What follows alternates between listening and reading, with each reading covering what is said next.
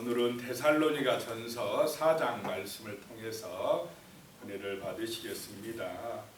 하나님을 기쁘시게 하는 삶이 되거라 라고 하는 것입니다. 1절에요. 그러므로 형제들아 우리가 끝으로 주 예수 안에서 너희에게 구하고 권면하노니 너희가 마땅히 어떻게 행하며 하나님을 기쁘시게 할 수 있는지를 우리에게 배웠으니 곧 너희가 행하는 바라 더욱 많이 힘쓰라 라고 말씀하고 있습니다. 끝으로 주 예수 안에서 너희에게 구하고 권면한다. 어떻게 살아야, 어떻게 행해야 하나님이 기뻐하시는지 너희가 배웠으니 지금도 잘하고 있지만은 더욱 힘쓰라 라고 말씀하고 있습니다. 2절에요. 우리가 주 예수로 말미암아 너희에게 무슨 명령으로 준 것을 너희가 아느니라. 예수로 말미암아 너희에게 명령한 것, 그것을 너희가 아느니라 라고 말씀합니다. 3절에요. 하나님의 뜻은 이것이니 너희의 거룩함이라 곧 음란을 버리고 그랬습니다. 거룩함의 반대가 음란입니다. 거룩함인 하나님과의 바른 관계가 되어질 때 거룩할 줄로 믿으시기 바랍니다. 온전한 예배를 드리고 하나님의 뜻을 알고 순종하고 그렇게 살아감이 거룩함입니다. 음란함이 뭐냐? 관계가 틀어진 것입니다. 하나님과의 관계가 악화되고 끊어지는 것이 뭐냐? 그게 음란함입니다. 우상 숭배하는 것입니다. 하나님을 사랑하지 아니하기 때문에 우상 숭배에 빠지고 자기 사랑에 빠지고 음란함에 빠지게 되는 것입니다. 그래서 하나님을 떠난 것이 우상 숭배하는 것이 음란한 것이다. 성경은 말씀합니다. 이 음란함은 사랑하지 못할 때 오는 것입니다. 하나님을 사랑하지 못할 때 음란하게 우상 숭배에 빠지게 되고 아내가 남편을 사랑하지 못할 때 음란에 빠지고 아내가 남편을 사랑하지 못할 때 음란에 빠지게 되어진다라고 하는 것입니다. 그 관계가 문제가 발생을 한다라고 하는 것입니다.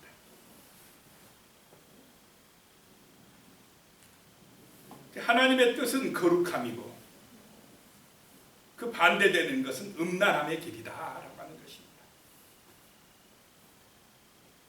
4절에요. 각각 거룩함과 존귀함으로 자기의 아내 대할 줄을 알고 그랬습니다. 1절에서 8절까지는 순결한 생활, 거룩한 삶에 대해서 말씀을 하고 있습니다. 각각 거룩함과 존귀함으로 서로 대하라. 거룩함이란 관계가 온전하고 사랑이 넘치는 관계다 그랬습니다. 거룩함으로 존귀함으로 아내를 대해라. 아내를 사랑하고 귀하게 여기면 음란한 데 빠질 수가 없습니다. 사랑하지 아니하기 때문에 문제가 발생한다는 것입니다.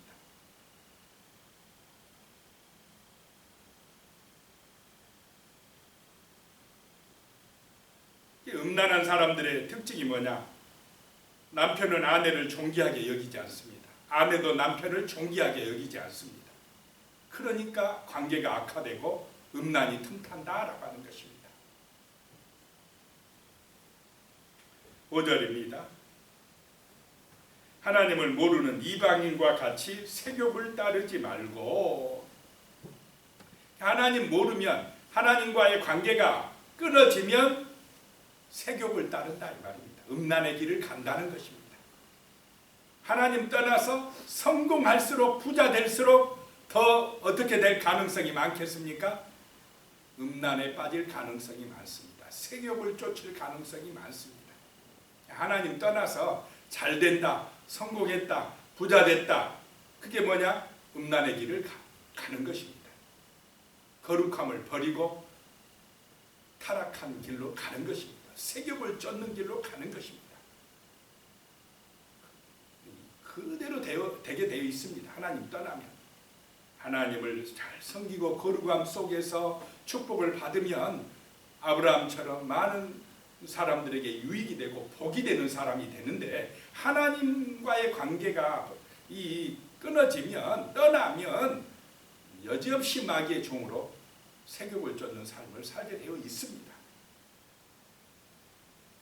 이방인들의 특징은 뭐냐? 세욕을 따르는 삶이다라고 하는 것입니다. 세욕이란 말은 원어적인 의미에서는 이게 자기 감정대로 살아간다 이 말입니다. 어떤 진리를 따라 사는 게 아니고 자기 기분대로, 자기 감정대로. 이게 하나님의 말씀이 중심이 아니에요. 이 사람은 내 기분이에요. 내 기분. 자기가 중심이다 이 말입니다. 그렇게 살아가는 삶을 말합니다. 6절에요. 이 일의 분수를 넘어서 형제를 해하지 말라. 이는 우리가 너희에게 미리 말하고 증언한 것 같이 이 모든 일에 주께서 신원하여 주시니라. 분수를 넘어서 형제를 해하지 말라. 사랑하며 살라라고 하는 것입니다.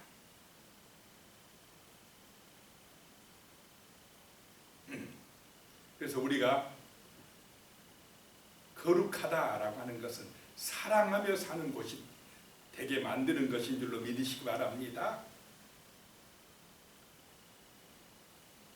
가정이 사랑이 넘칠 때에 거룩해지는 것입니다. 음란함이 틈타지 못한다라고 하는 것입니다. 7절에요. 하나님이 우리를 부르심은 부정하게 하심이 아니요 거룩하게 하심이니. 거룩함은 사랑함이라고 그랬습니다. 사랑할 때 거룩해진다. 음란함이 틈타지 못한다라고 하는 것입니다. 8절에 그러므로 저버리는 자는 사람을 저버림이 아니요 너희에게 그의 성령을 주신 하나님을 저버림이니라. 거룩한 길을, 사랑의 길을 저버리는 것은 하나님을 저버리는 것이다 라고 말씀하고 있습니다. 순결한 삶이 하나님의 뜻이다. 음란함이 아니라 순결한 삶, 거룩한 삶이 하나님의 뜻이다 라고 하는 것입니다. 그 다음에 이제 9절에서 10절 보면 형제에 대한 사랑을 강조하고 있습니다. 형제 사랑. 그것이 또 하나님의 뜻이다라고 하는 것입니다. 9절에요. 형제 사랑에 관하여는 너희에게 쓸 것이 없음은 너희들 자신이 하나님의 가르치심을 받아 서로 사랑함이라. 서로 사랑하는 것은 의지적인 결단이 있어야 됩니다. 뭐 조건이 좋아야, 내 마음에 들어야, 내 감정이 좋아야 사랑하겠다. 그런 사랑이 아닙니다. 이 지금 서로 사랑하는 하나님의 명령은 때로는 내가 손해가 나고 내가 힘들어도 내가 낮아져서 사랑하라는 것입니다. 예수님처럼 죽기까지 사랑하라는 것입니다.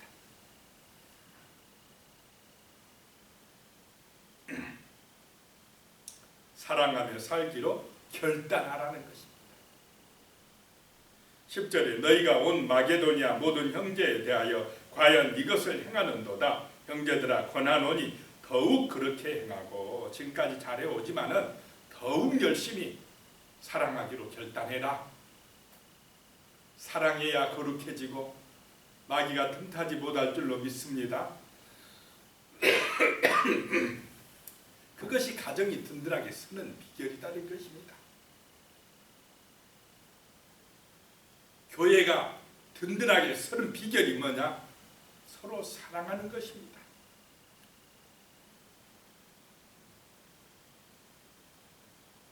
그 다음에요, 11절 12절은 근면한 생활에 대해서 말씀합니다. 하나님의 뜻이 또 뭐냐? 자기 일에 맡겨진 그 일에 충실하라 이 말입니다. 성실하게 살아가라는 것입니다. 11절에 또 너희에게 명한 것 같이 조용히 자기 일을 하고 너희 손으로 일하기를 힘쓰라 라고 말씀합니다. 당시 이 데살로니가 교회는 재림에 대한 소망이 막 충만해질 때입니다. 주님 금방 오신다 그러면은 뭐 옛날에 이단이 그랬지 않습니까? 뭐 몇 월 며칠 몇 년 몇 월 며칠 날 뭐 예수님 뭐 오신다 그러니까 사람들은 이제는 뭐 일할 필요도 없고 학교 갈 필요도 없고 그렇게 한 이단들도 있었습니다. 지금 이 데살로니가 이 초대교회 성도들은요, 재림에 대한 소망이 막 굉장했습니다. 금방 올 줄 알았어요, 예수님이. 이런 재림 사상이 충만해지면 자기 일을 어떻게 할 수가 있습니까? 소홀히 하고, 야 지금 뭐 금방 예수님 오시는데 공부할 필요 뭐가 있어? 일할 필요 뭐가 있어? 우리 기도하러 모여야 돼. 어디로 모여야 돼? 이렇게 하는 사람들이 있었다라고 하는 것입니다. 그런데 하나님의 뜻은 그것이 아니다 이 말입니다. 일하다가 들림 받아야 된다 이 말입니다. 농사는 열심히 농부는 열심히 농사 짓고 학생은 열심히 공부하고 직장인은 직장생활 열심히 하라 이 말입니다. 자기 일에 조용히 흔들리지 말고 너희 손으로 일하기를 뭐하라요? 힘쓰라. 자, 우리가 직장생활을 한다면 그 직장에서도 조용히 자기 일에 힘써야 될 줄로 믿습니다. 열심히 해줘야 된다 이 말입니다. 근데 뭐 기도한다는 핑계로 우리 교회에 뭐 행사 있다는 핑계로 자기 직장 일을 소홀히 하고 요거를 얻어먹게 하면 되겠습니까? 안 되겠습니까? 안 된다 이 말입니다. 가정일도 충실하게 해야 된다라고 하는 것입니다. 12절에 이는 외인에 대하여 단정히 행하고 또한 아무 궁핍함이 없게 하려 함이라.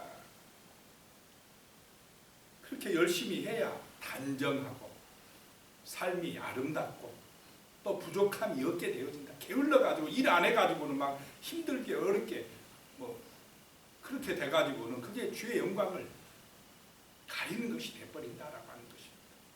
자기 일에 너희 손으로 하는 일에 힘쓰라라고 하는 것입니다. 그 다음에 이제요 주님의 재림과 죽은 자들의 부활에 대한 이야기가 나오고 있습니다. 13절에 형제들아 자는 자들에 관하여는 너희가 알지 못함을 우리가 원하지 아니하노니 이는 소망 없는 다른 이와 같이 슬퍼하지 않게 하려 함이라.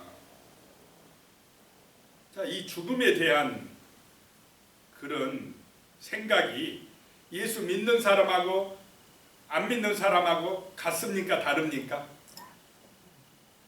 달라요. 죽음에 대해서 어떻게 생각하느냐가 그의 인생을 결정해버립니다.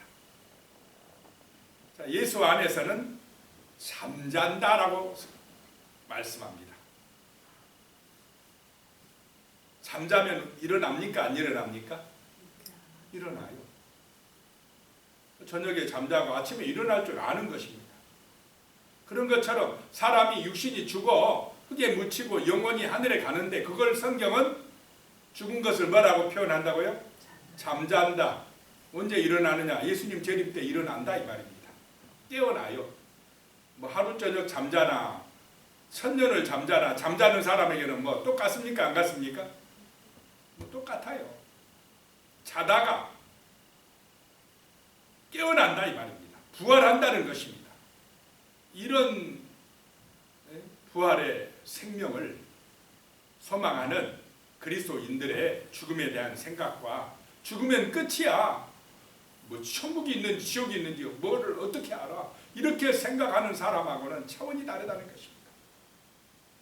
소망 없는 다른 이는 죽으면 끝이라고 생각하는 사람, 죽음은 절망이라고 생각하는 사람, 그 사람들은 소망이 없습니다. 그런데 우리는 죽음 이후에도 영원한 생명이 있다고 믿기 때문에 소망이 있는 것입니다.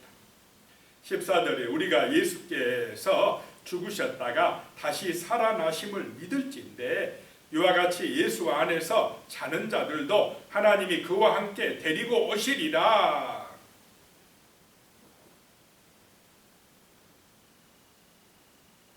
그럴 줄로 믿으시기 바랍니다. 예수님이 부활하였듯이 예수 안에서 죽은 자들은 잠자고 있다가 예수님 오실 때에 그와 함께 다시 이 땅에 오실 성도들이 온다 이 말입니다. 부활해서 온다는 것입니다. 데리고 오시리라 라고 말씀합니다.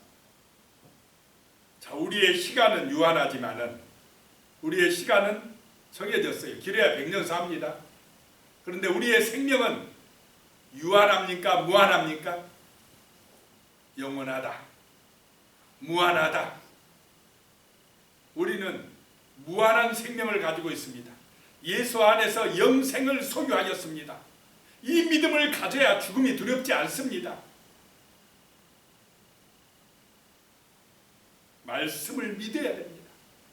진리의 말씀을 믿어야 죽음이 두렵지 않습니다.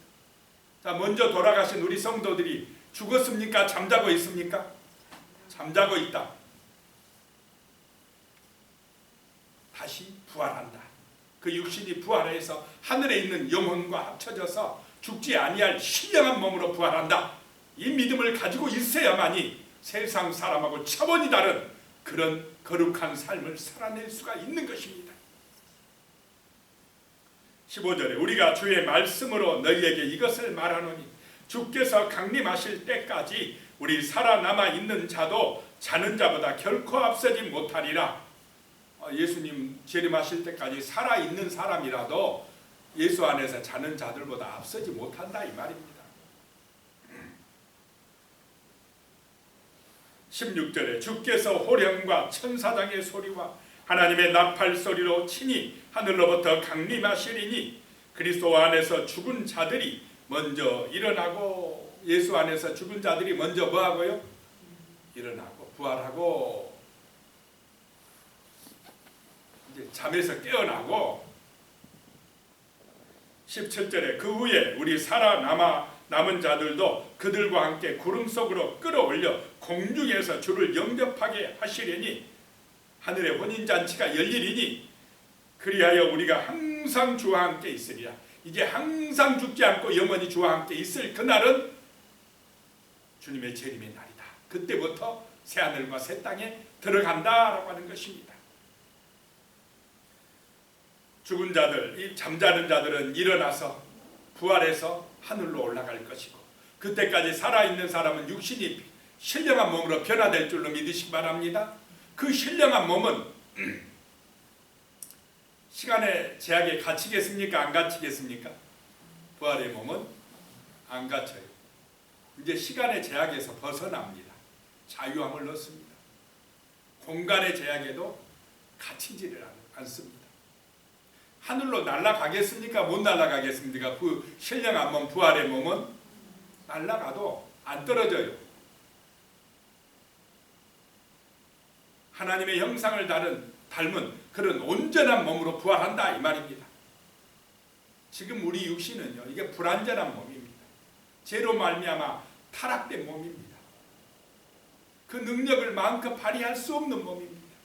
그런데 주님의 재림의 날 부활한 그 신령한 몸은 공중으로 날아다닐 수도 있고 순간 이동할 수도 있고 아플 필요도 없고 죽을 필요 없는 그 하나님의 형상을 따라 만들어진 그 본래의 몸을 회복하게 될 줄로 믿으시기 바랍니다. 하나님의 자녀가 되어진다는 것입니다. 영원한 생명을 얻어서 살아가게 되어진다는 것입니다.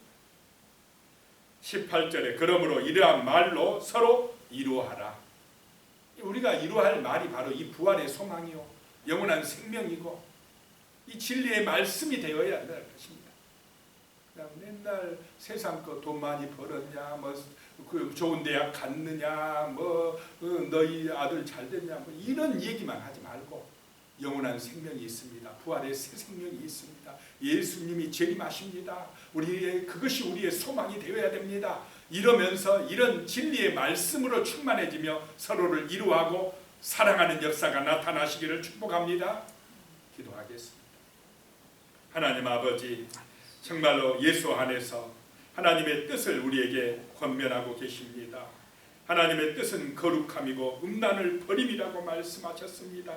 참으로 우리의 삶이 예수 안에서 순결한 삶이 되게 하시고 형제에 대한 사랑, 서로 사랑으로 충만한 삶이 되게 하시고 우리가 맡겨진 일에 근면하게 성실하게 최선을 다하여 일할 수 있는 삶이 되게 하여 주시옵소서.